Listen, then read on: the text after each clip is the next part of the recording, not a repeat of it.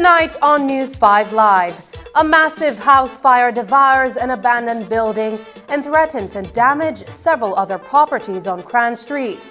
An apparent suicide attempt leaves one person hospitalized after attempting to light himself on fire inside the Pickstock community.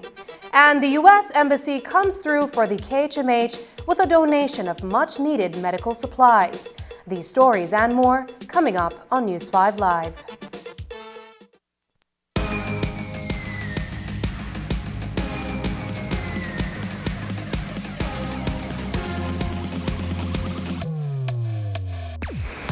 Download the SmartStream app on the Android Play Store and create your account to get access to movies and stream at home or on the go. Prepaid customers can purchase regular data packages or get a discounted rate on a special SmartStream package by dialing 7737. Postpaid customers will be billed monthly. Never miss a movie again with SmartStream.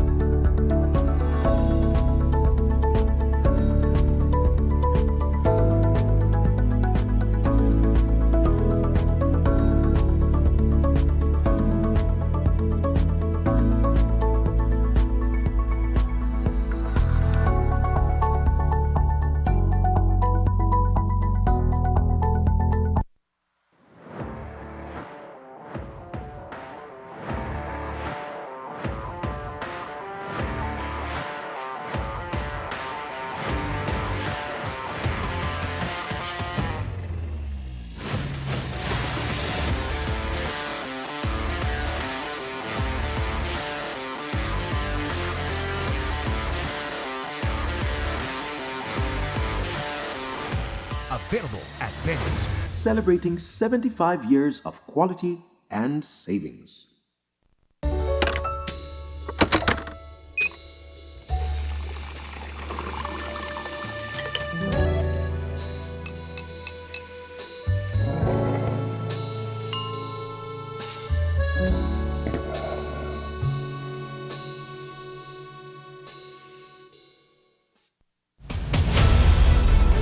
Dwayne Moody, Isani Cayetano, Marian Ali, Paul Lopez.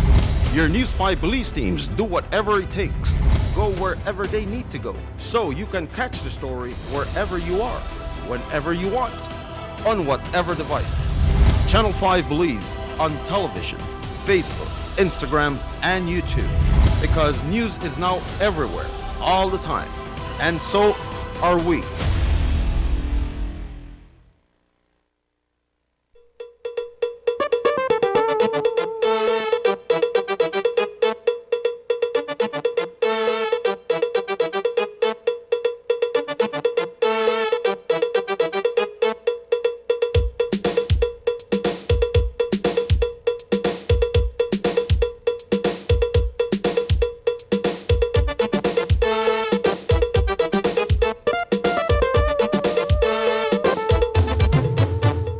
newscast is brought to you by the Belize Bank Limited. Our country, your bank. Good evening and welcome to News 5 Live for Wednesday, April 27th. I am Sabrina Daly. There was a huge blaze last night just behind Sandcast Warehouse on Cran Street. A decrepit building, which has been vacant for several years, was eviscerated when someone set the place on fire. Fortunately, no one perished in the inferno, and the damage to property was kept at a minimum, thanks to the concerted effort of neighbors and first responders. In Belize City, a thick plume of smoke could have been seen at a distance, emanating from the burning structure. News 5's Isani Cayetano reports. An abandoned two-story wooden structure was devoured by fire on Tuesday night, sometime after 9 p.m. Residents on Cran Street were alerted to the smell of thick smoke billowing from the nearby building. By the time they responded, the property was already engulfed in flames. A neighbor who spoke with News 5 on the condition of anonymity explained what he observed when he got to the scene of the conflagration, moments after receiving a distress call from his wife. I was at work. She called me frantic, told me that the house is on fire. So I told her to explain. She said the house is on fire. I can't come out the house because she feel like the flame and the heat coming from the fire, right? But I was a little bit confused, but I was maybe a minute or two away. And by the time I was driving home, I saw flames high, maybe 2-3 story high, coming on Freetown, coming towards Cran Street. When personnel from the National Fire Service arrived at the location, they had to contend with the elements. Strong winds that fed the blaze forced the men to rethink their strategy several times before being able to contain the fire.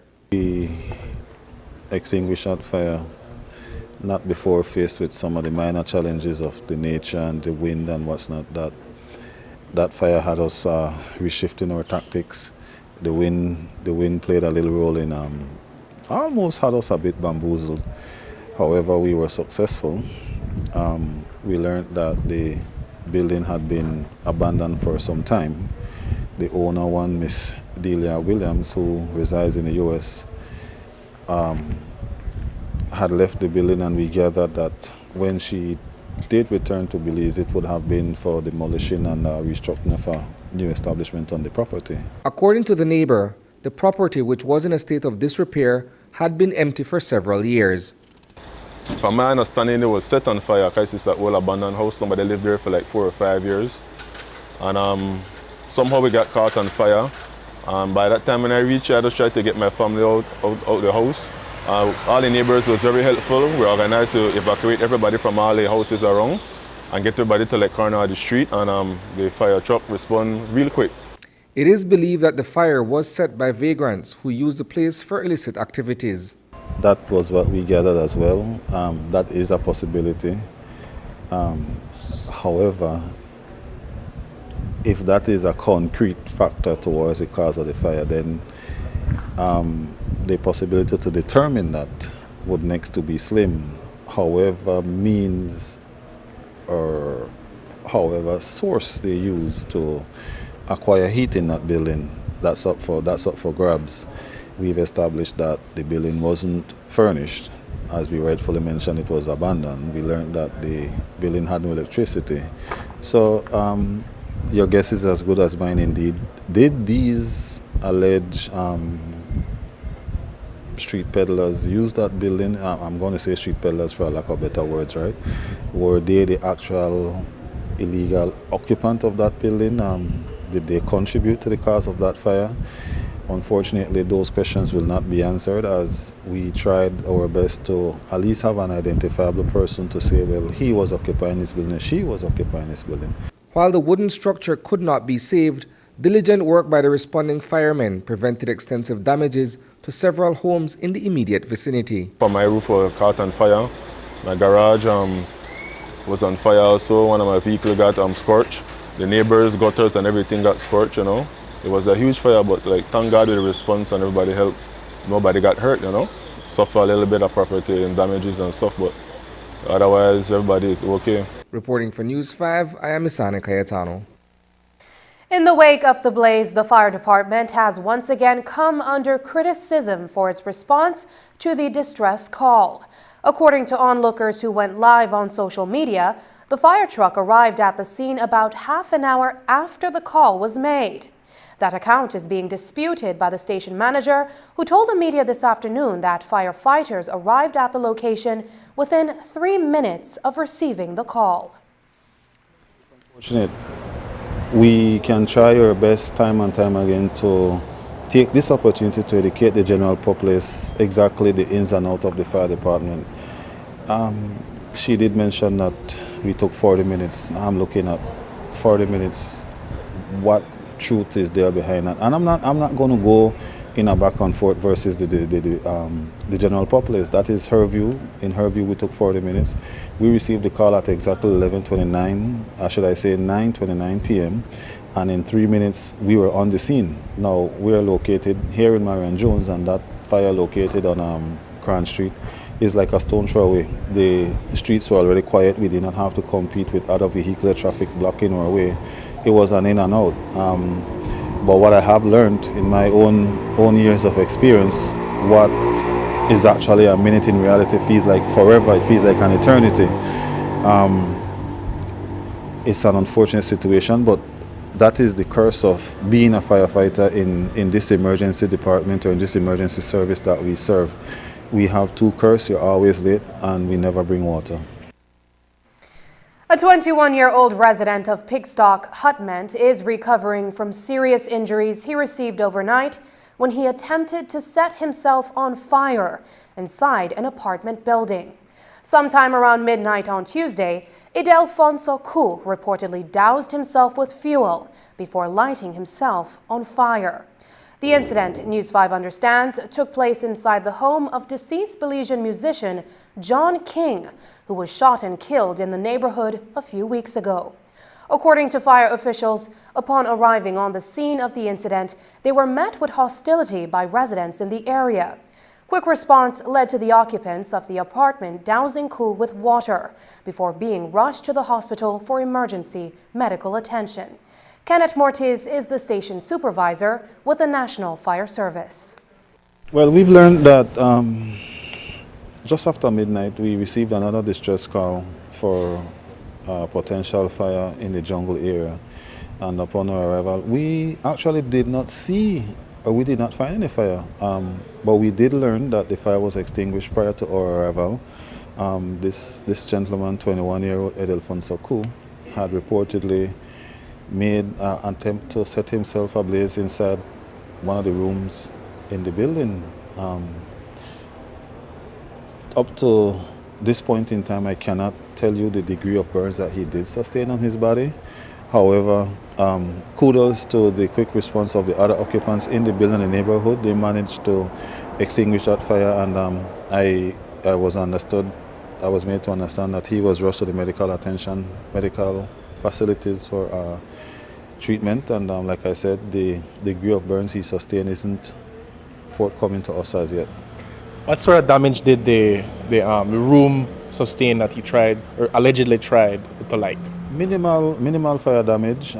Like I said, we literally didn't do anything to that structure. The water damage was sustained when they threw water on him and extinguished that particular fire. It's an unfortunate situation. What would drive somebody to try to literally set themselves ablaze? That's a question that only Mr. Ku could answer. I don't even know if any of the other family members could answer why he would want to do such a thing. Again, it's unfortunate. Let's hope that he has a speedy recovery and the damages aren't as severe as it may seem. Coming up, a comprehensive look at the issue of domestic violence in Belize and a strong condemnation from the Women's Commission. Details when we return.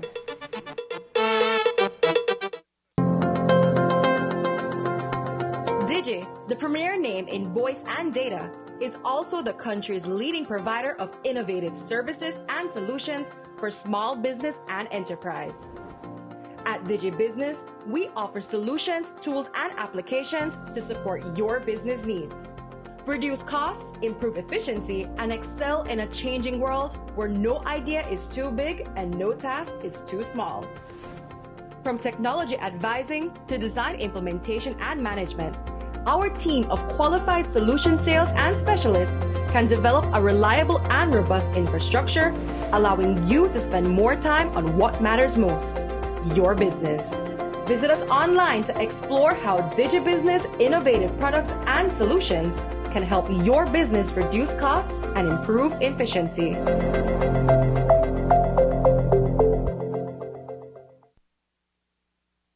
My name is Julie, and I'm a single mom raising a 10-year-old son. I'm the director for a conservation organization. When I started working in the field of marine conservation, it was absolutely male-dominated. It still is male-dominated. One of my first jobs was as a manager out on a remote island with all male staff reporting to me. And one of my assistants was very upset with me and actually told me, the only woman whoever tells me what to do is my mom. And I have my son, and I really do want to show him that really anything can be done, and it doesn't matter who you are. From day one, I've been teaching my son that any job that a man can do, a woman can do. And he has learned this, and he now preaches this to friends and even my colleagues. Live and let live. Respect for all Belizeans.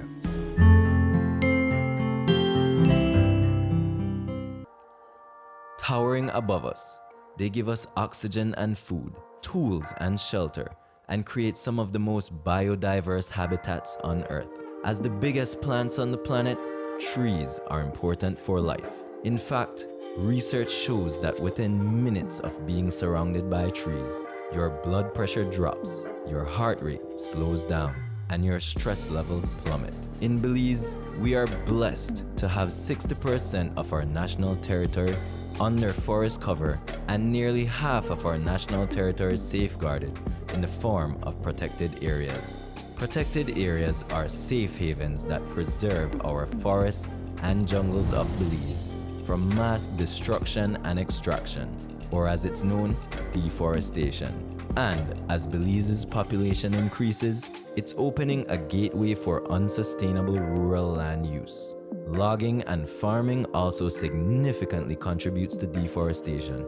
We need healthy forests, as they absorb carbon dioxide and other harmful gases from the atmosphere.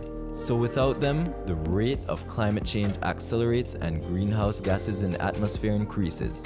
Without forests, soil would wash away, leaving behind a barren wasteland where no crops will grow, forcing farmers to move on and repeat this destructive cycle elsewhere. Like kidneys, trees control the flow and use of water by catching rain and slowly releasing it into rivers and streams or into groundwater below, which protects us from flooding. As the heart and lungs of the world, trees power and sustain ecosystems. They offer habitation both above and below the ground to numerous insects and bigger animals alike. By providing food and shelter, Belize's forests and jungles support life and rich biodiversity. Without trees, what will be left of our jewel? We must work together to combat the unsustainable use of land and illegal logging. We encourage you to preserve existing forest ecosystems and to support protected areas. A message from APAMO, the voice of Belize's protected areas.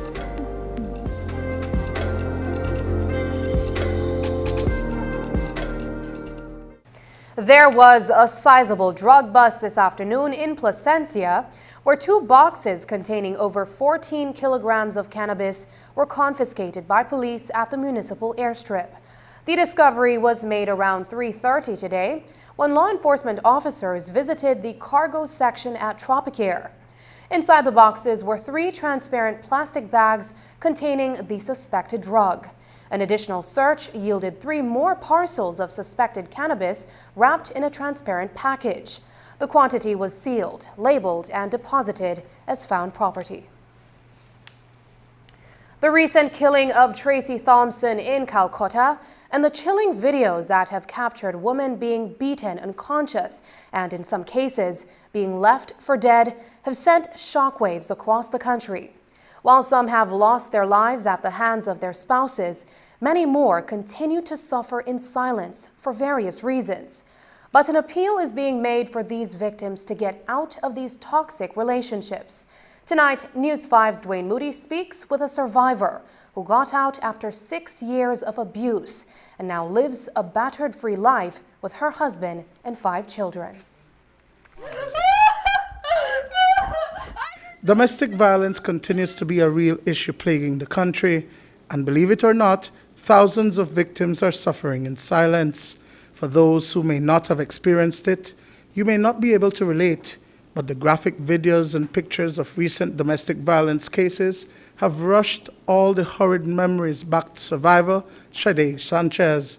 The 28-year-old mother of 5 says that for 6 years she was a victim of an abusive relationship. No worry about that, and as every relationship, everything good for the first. We start talk, we used to come and spend time with each other, come over to my house, everything, and after that we start take things serious and we get in a relationship. The first time he apologized and everything, and okay, I forget about that, and then it start happen constantly, even during the pregnancy, and even after my child was born, he used to still beat me.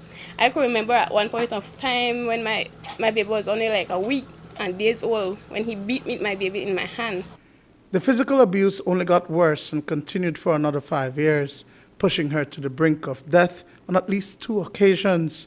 Even more frightening is that for a period of time, Sanchez became suicidal, having felt abandoned, powerless, and with no sign of help. He just come out of nowhere and he grabbed me and he started beat me, and I feel like, oh my gosh, and he started bang my head into the wall of the house so many times that I passed out. When I passed out, he picked me up moments after he picked me up and started slapping me in my face again, hitting me. I could actually remember all the time he does have my face I don't even know what to call it. Sometimes I was swollen, black and blue. My lips were hanging. They were swollen. So many scratches on my neck and my face. I almost died 2 times.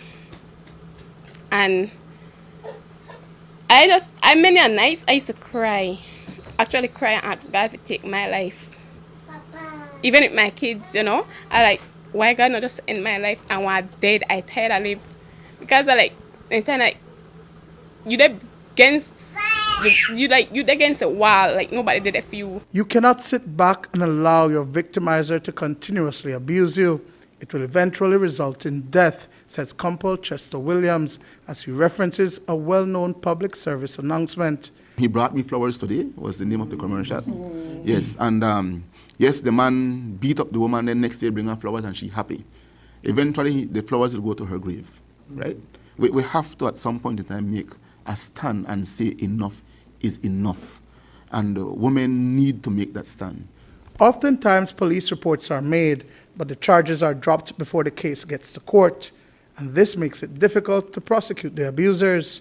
But sometimes, it is not that simple or easy, says Sanchez. I reported many times, but to me, reporting it doesn't make sense. To me, it doesn't help. Maybe for some people, maybe not. But in my case, I said it not help. It didn't help you? Because as far as go as the reporting and if you want to press charges, and by the time you don't call the police, you call the police. By the time police come, what happen? He don't beat me. By the time police come, then he don't disappear. I believe that people will get tired of you, and you don't have nobody to support you.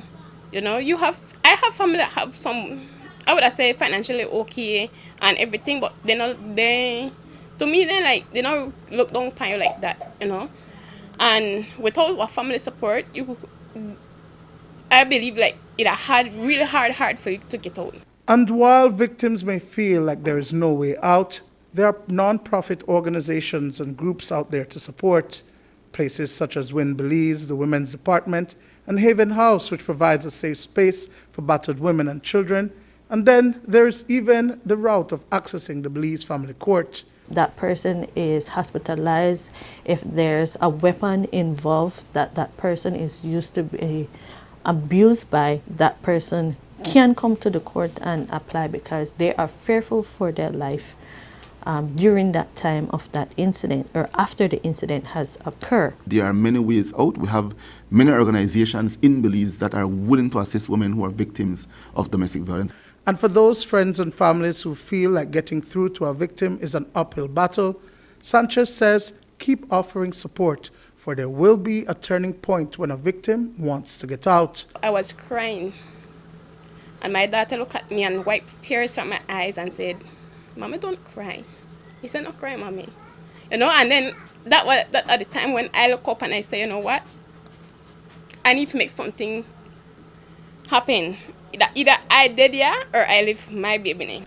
Fortunately, Sanchez got out 8 years ago and is now a 28-year-old survivor.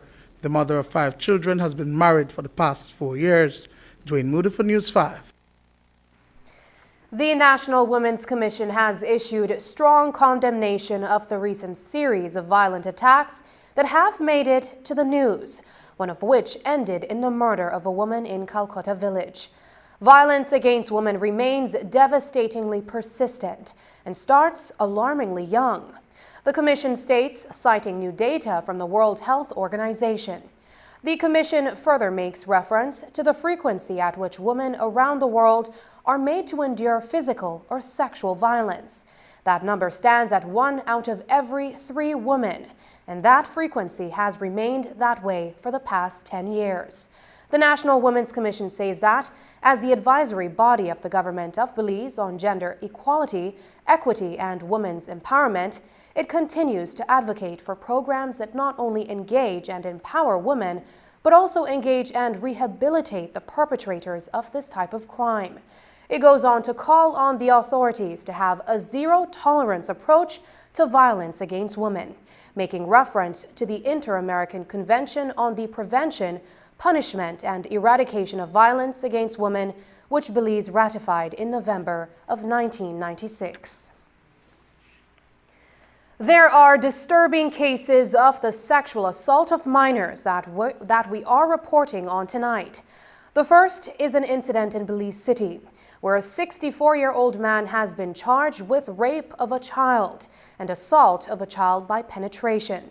The elderly man was charged on Tuesday. But according to the police report, back on April 6th, officers had responded to a report of sexual abuse of a minor at a residence in Belize City. There they found a 7-year-old girl who said that her step-grandfather touched her inappropriately on April 4th. She also reported that last December, the elderly man also attempted to have sexual intercourse with her. A medical exam certified that the minor was carnally known, and the injuries were classified as grievous harm. The minor has since been removed from the home by the Department of Human Services, and the elderly man charged for both incidents. Earlier this week, on a separate matter, Compol Chester Williams spoke about the changes in the law when it comes to cases of this nature. Even though, yes, we know that the law has changed, where in the past it required that there must be some level of collaboration, but that is no more the case. There need not be any collaboration, and remember, rape is the slightest degree of penetration. The 2 other incidents of sexual assault occurred in Orange Walk and Belize City. Earlier this month, a 6-year-old girl accompanied by her mother visited a police station in Belize City, and the minor reported that on April 11th of this year, whilst at home, her uncle took her to a bedroom and touched her inappropriately. A medical examination concluded that the minor was carnally known and her injuries were classified as grievous harm. Yesterday, April 26, police formally arrested and charged her 45-year-old uncle for the crime of assault of a child by penetration.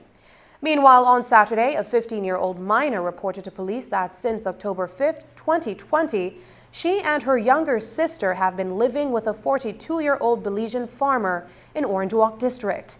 The minor says that they have been engaged in sexual relations since September 10, 2021, and every month since then, with the last incident occurring last Friday, April 22nd. A medical officer has since certified that the minor was carnally known. This past Monday, the Orange Walk resident was formally arrested and charged for 7 counts of unlawful sexual intercourse. If you are wondering about the lapse in time when the allegation is being made versus the date of the purported incident report is made, Compol Chester Williams earlier this week explained that the law provides for that. It is not strange for that to occur. It had happened on numerous occasions before, and it's a matter for the court to determine whether or not they believe or they will believe the virtual complainant. But we have to appreciate the fact that when these things occur, the victim, women for the most part, may be reluctant to come forward, particularly due to the social stature of a person. And there may also be other factors that may deter a person from coming forward to make a complaint immediately. So it is not unusual for a victim to come forth that late after having been done something by someone. And the law provides for that? Yes, the law does make provisions for that, yeah. We note that with the recent amendment of the law pertaining to sexual assault of a minor, the charge to be leveled is rape. Consumer prices for the month of March were up by almost 6% as the cost of fuel, food, and liquefied petroleum gas were most affected. The Statistical Institute of Belize has issued the result of its Consumer Price Index survey, which indicate that the country experienced an overall national inflation rate of 5.7% on the cost of goods and services that are regularly purchased by Belizean consumers. Comparing the average prices of selected foods and fuel are as follows.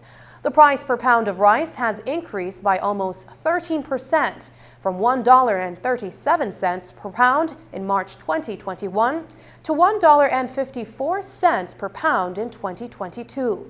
The cost per pound of pigtail has also increased by roughly 7%, from $4.45 to $7.56 per pound.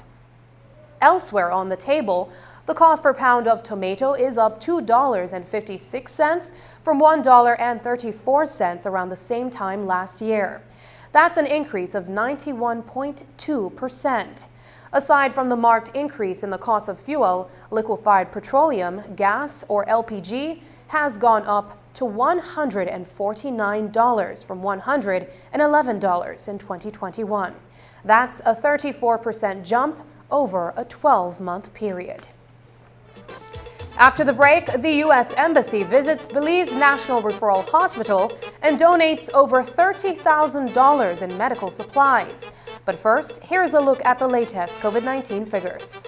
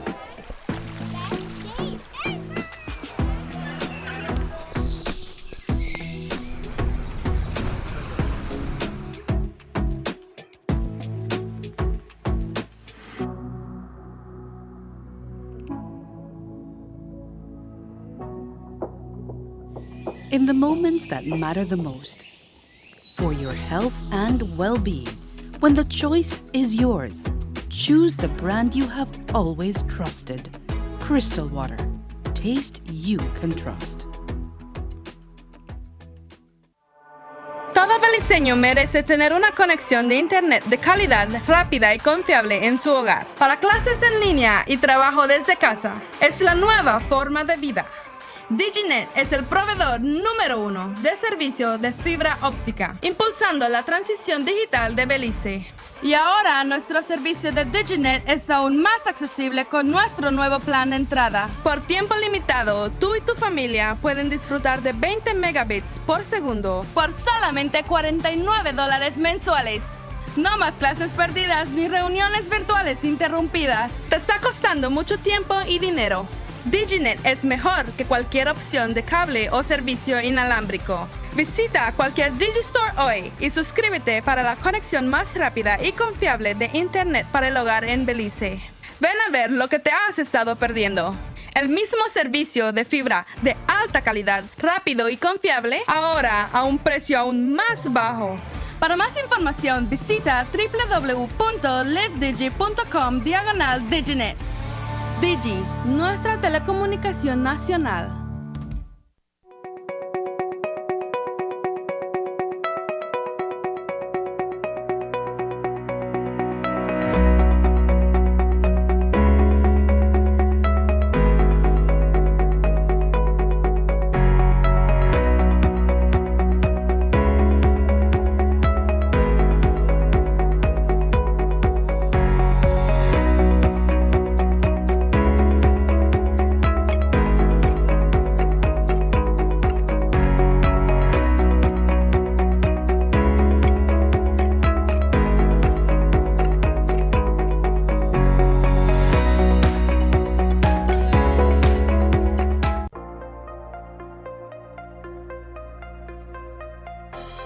Welcome to Design Depot, all in one place.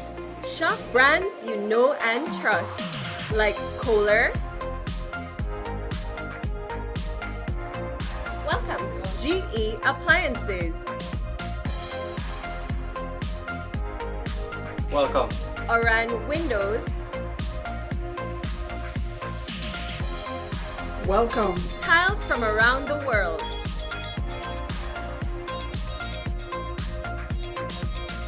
Welcome.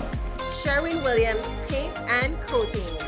Visit us today at mile 3 on the Philip Golson Highway or call us at 223-3768. Design Depot, all in one place.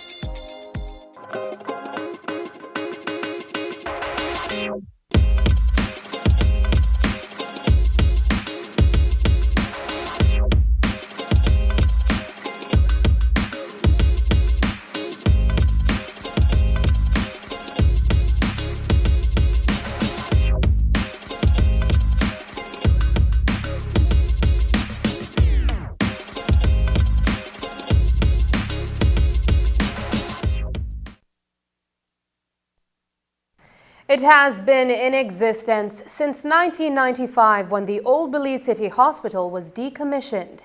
27 years later, with a fixed subvention from the government and a growing number of patients over the years, the KHMH finds itself in dire straits, having to balance its revenues versus its expenses, and particularly more so since the COVID-19 onslaught. So lately, the hospital has found itself reaching out to ask for help. And today, the U.S. Embassy responded favorably to their request. News 5's Marian Ali was on hand for a brief handing over ceremony and filed this report. The U.S. government, through its embassy, today donated medical supplies to the Carl Hirschner Memorial Hospital valued at $40,000. The supplies were placed on a wish list that the hospital had forwarded to the embassy.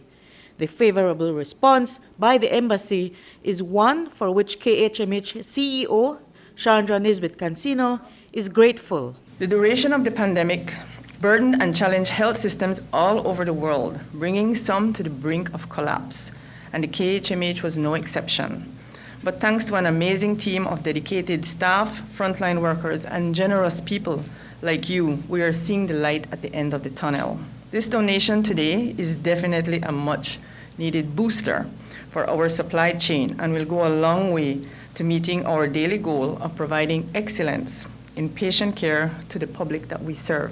For the U.S. Embassy, represented by Major Anissa Johnson of its Military Liaison Office, it is a pleasure to be able to assist when hospitals make these kinds of requests. Through U.S. Southern Command's Humanitarian Assistance Program, that is how these supplies are facilitated, the donations are facilitated. COVID-19 is likely here to stay. Recently, the United States Vice President was diagnosed with COVID-19. So we know that, COVID is likely going to be a thing that we live with for a while. So, it's these types of donations that would help, prevent and likely mitigate the continual spread of COVID-19. There's been other donations, a field hospital that was donated a few months ago, ventilators and other medical supplies.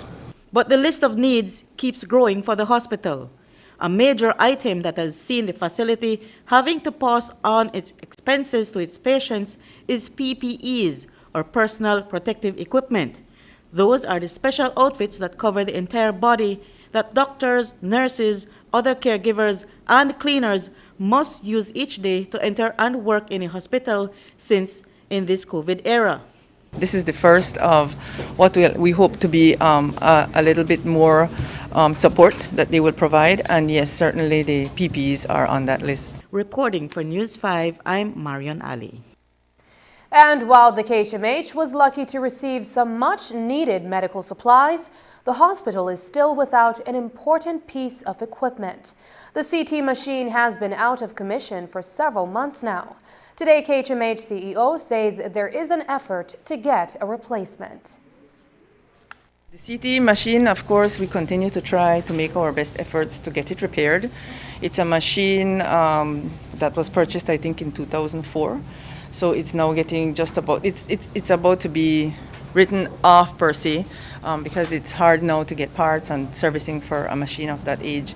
So we're really now trying to source a new CT scan machine for the KHMH. So that's where we are with that. With the number of new COVID-19 infections and deaths on the decrease, many people believe the virus that only months ago was still wreaking havoc in Belize is now behind us. And while the beds at the KHMH have not been filled to capacity with COVID patients for many weeks, the hospital CEO is of the view that we are not yet living in a post-COVID era. But now that the hospital is not overwhelmed with COVID patients, it has reopened its clinics and is seeing better revenue streams. The hospital has opened for the most part for the clinics and the elective surgeries, and so our financials are looking a little bit better, but it will certainly take us a while with a lot of innovation and a lot of support from the general public for us to get back to where we want to be. For Carl Huchner Memorial Hospital, the pandemic is still very real. Remember, anybody that needs hospitalization for the most part ends up here at the hospital. We currently have 4 persons hospitalized. For mild symptoms, I might add that at this time we have nobody critically ill, and that it has been that way for quite a while. We haven't had a death in quite a few weeks as well. So while we are looking at it positively, we are cautiously optimistic, and we remain with all the COVID-19 protocols within the hospital setting. Cancino explained that people with high hospital bills with the KHMH can work out payment plans to cover their debts. She said that a lot of times patients' bills are high not only because of the PPE outfits, but that are required to be worn by the medical staff, but also because many of the patients require intensive care. It's not only the PPE fee that raises hospital bills, it's the fact that most of those patients need intensive care. And that intensive care is certainly more costly than non-intensive care. So that's one of the other reasons that that bills would be higher than a regular hospital bill. We are currently, doing whatever we can to collect outstanding bills. We are prepared to to accept payment plans from persons.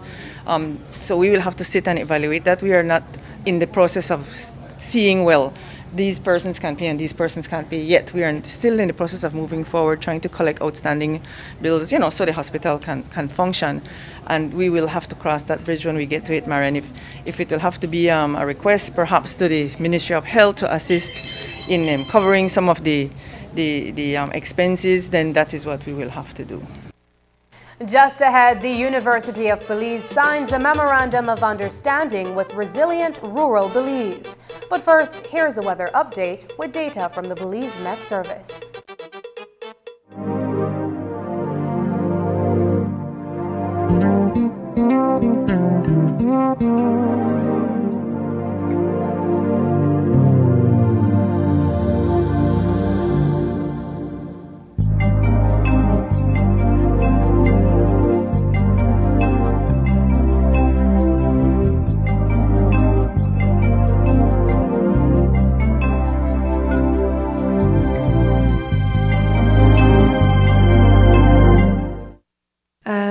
got peace like a river. I've got peace like a river. I've got peace like a river in my soul. I've got peace like a river. I've got peace like a river. I've got peace like a river in my soul.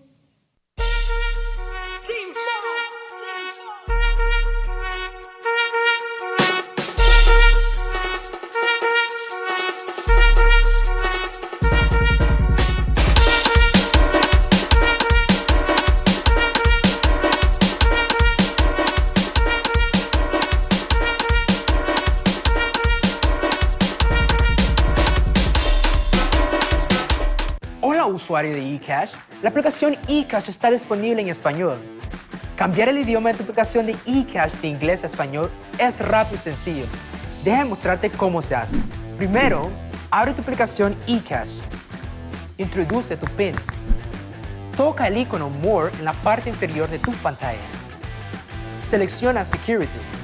Selecciona Language. Y luego selecciona Spanish. Vuelve a introducir tu PIN y ya está. Tu aplicación de eCash está ahora en español y puedes seguir disfrutando de tu cartera digital eCash. La aplicación eCash de Belize Bank te hace la vida más fácil.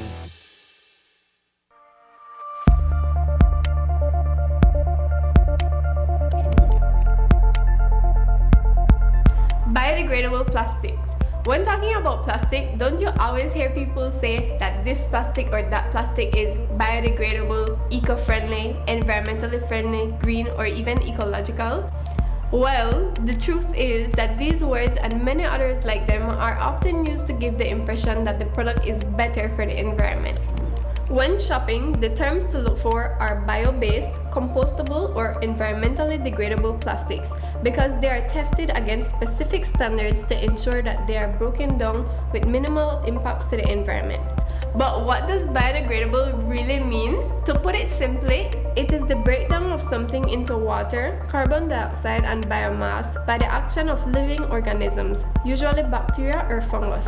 However, people call some plastics biodegradable, but they never fully break down because they still contain plastics made from petroleum or inorganic material. The plastics just break down into tinier pieces called microplastics, which then enter the food cycle through the ingestion by animals that people eat. Don't be fooled, check your labels. Click on the link below to see what you can do to help end the nightmare of single-use plastics. I'm Alison Castillo, and now you know.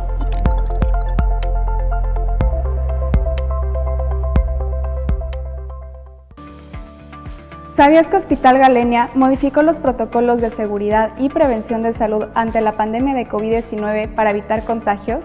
Garantizamos contener a los pacientes que allí estamos manejando y disminuir riesgos de infecciones para el resto del hospital. Hospital Galenia, más que un hospital.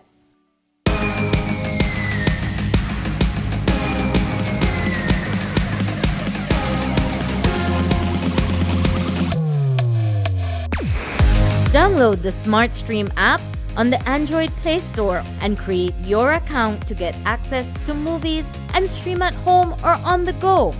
Prepaid customers can purchase regular data packages or get a discounted rate on a special SmartStream package by dialing 7737. Postpaid customers will be billed monthly.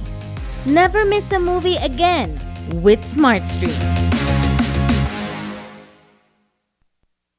Earlier this week, a memorandum of understanding was signed between Resilient Rural Belize and the University of Belize.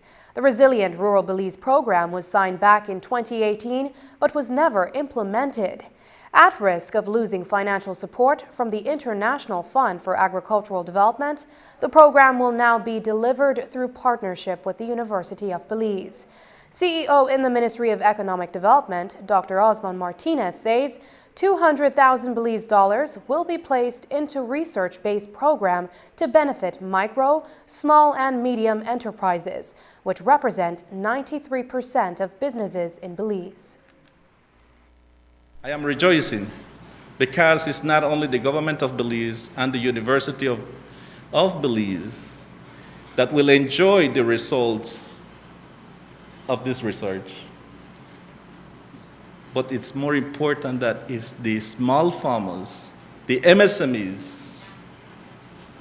When you look at the micro, small, and medium enterprises, they represent 93% of our ecosystem, businesses within our ecosystem in Belize, and only 7% are considered large businesses, of which the MSMEs contribute 75% of GDP. But still, the policies that are within the government are aligned to the large enterprises, which have to change. Because the MSMEs know they are contributing, but they are not benefiting from any policy or legislation within the government. But the Briceño administration has acknowledged it. And along with IDB, we are working in some policies where the MSMEs will enjoy this benefit. The project is focusing on tomato farmers and building that industry. According to CEO Osman Martinez, Belize imports millions of dollars worth of canned and bottled tomato products annually. The investment in this industry can create jobs and boost economic activity in the country. The program will address limitations such as knowledge, science and technology, and access to low-cost finance. Dr. Vincent Palacio, president of the University of Belize, speaks of the significance of the partnership and the institution providing research and development strategies. UB will discharge a very important function. We are demonstrating our capacity to contribute to national development here in Belize. You heard the minister spoke just now, the importance of national development. And that is what we're doing here at UB, contributing to national development. This is a major mandate in our own mission here at UB. As the project proposal clearly outlined, tomato is a key crop which much economic importance is geared to, or it creates much economic importance to small farmers. It is very relatable and translatable into applicable to where it must be planted. I will not belabor the point that agriculture remains one of the pillars of our productive sector in Belize, but rather this very specific example today clearly proves that UB can and will remain relevant as a key partner in the development of Belize. Many times our small farmers take the brunt of those unexpected shocks, things that are coming, for example, from climate change, weather-related activities, events, stresses from the economy, high costs of credit, the difficulties with marketing their product. They are the most vulnerable and, in fact, those who are in most need of this kind of intervention. So I commend all the authors of this program for making this happen with this MOU. Up next, former UDP Minister Ruben Campos is officially laid to rest in Orange Walk.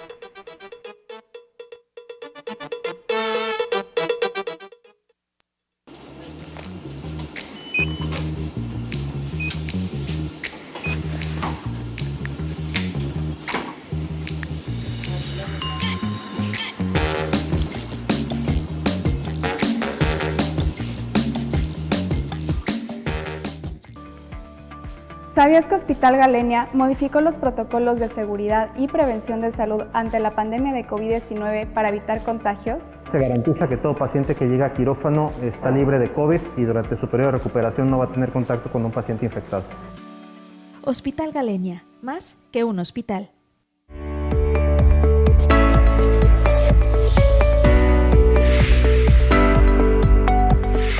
What is the Pfizer COVID-19 vaccine?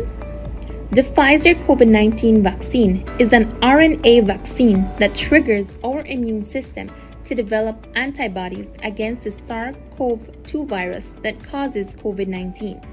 It helps to reduce hospitalization, severity of the disease, and death. What is the Pfizer vaccine made of, and is it safe?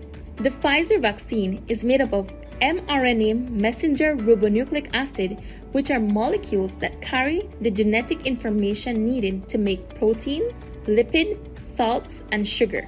It is safe for persons 12 years and older and does not contain the COVID-19 virus, hence cannot cause infection. Tests have shown that the vaccine is effective against current virus variants. Who should take the Pfizer vaccine? The Pfizer vaccine should be taken by persons 12 years of age and older who do not have severe allergic reaction after a previous dose of vaccine or have not had severe allergic reaction to any ingredient of this vaccine. 2 doses of the vaccine are required 3 weeks apart. If you are between the ages of 12 and 17 years, you are required to present a signed consent form before you are vaccinated. What are the side effects of the Pfizer vaccine?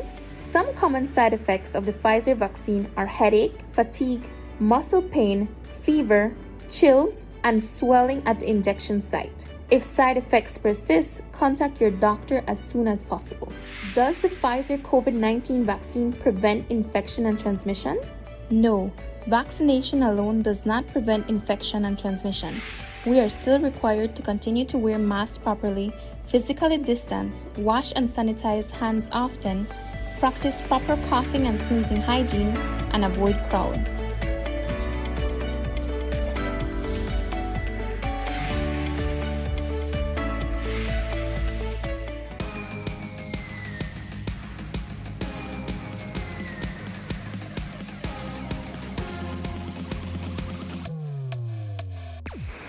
Download the SmartStream app on the Android Play Store and create your account to get access to movies and stream at home or on the go.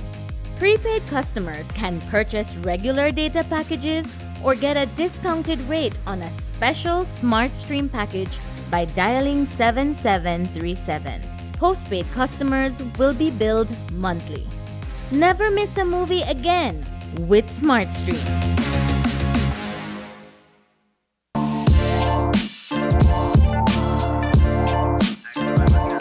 Connecting people.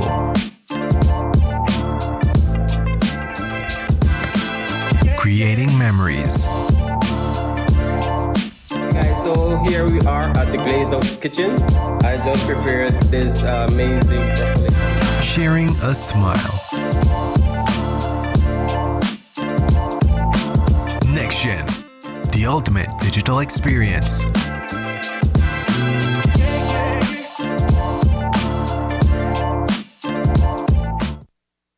An official funeral service was held this afternoon for former UDP Minister Ruben Campos, who was a previous area representative for the Orange Walk North and South constituencies.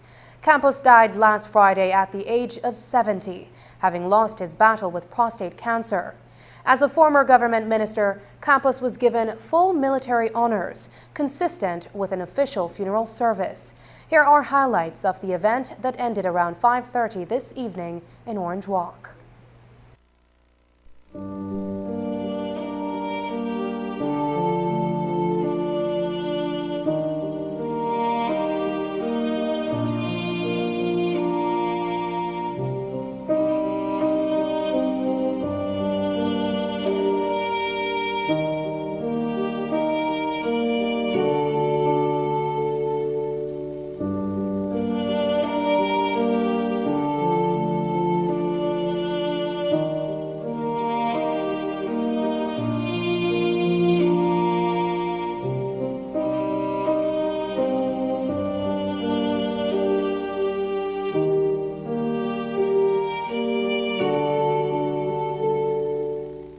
Ruben, the Minister, the Honorable Representative from Rio, for the new Ruben, the real personality, the public officer who worked for the Ministry of Rural Development.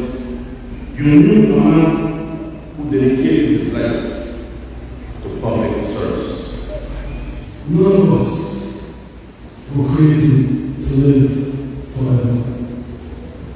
All of us have to return to our Maker.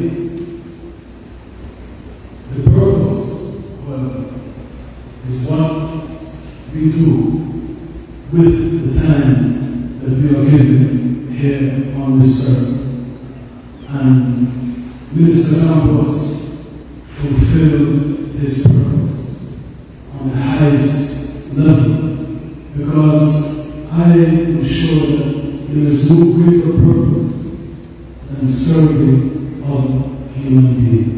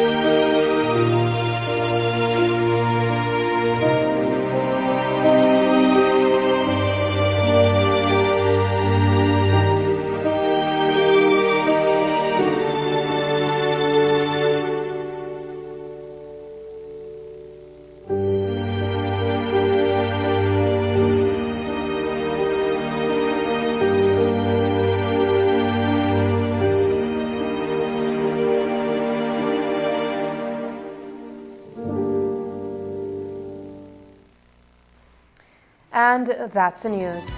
Tonight's broadcast is available in both text and streaming video at channel5belize.com. You can also connect with us on our Facebook page at facebook.com/News5Live. I'm Sabrina Daly. Thanks for joining us. And from all of us here at News 5, please remember to wash your hands, keep your social distance, and stay safe. Good night.